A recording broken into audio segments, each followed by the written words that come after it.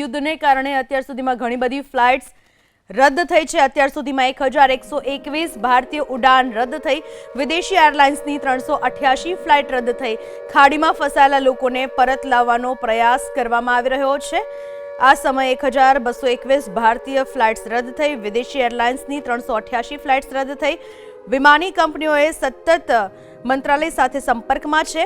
ખાડીમાં ફસાયેલા લોકોને પરત લાવવાનો પ્રયાસ કરવામાં આવી રહ્યો છે। ભારતીય વિમાન કંપનીની આજે 24 ઉડાન ભરાશે, તો વિદેશ વિમાન કંપનીઓ આજે 9 ઉડાન ભરશે। હવાઈ સેવા પર સતત મંત્રાલય નજર રાખી રહ્યું છે। નાગરિક ઉડ્ડયન મંત્રાલય તરફથી આ જાણકારી મળી રહી છે।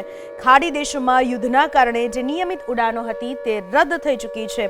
અત્યાર સુધીમાં 1221 ભારતીય ઉડાનો રદ થઈ।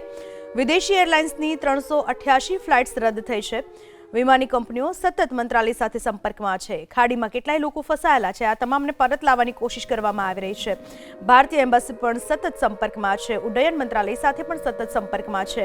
આજે ભારતીય વિમાન કંપનીઓ 24 ઉડાન ભરશે, તો વિદેશી વિમાન કંપનીઓ આજે 9 ઉડાન ભરશે। હવાઈ સેવા પર સતત મંત્રાલય નજર રાખી રહ્યું છે અને ફસાયેલા લોકોને પરત લાવવાના પ્રયાસ થઈ રહ્યા છે।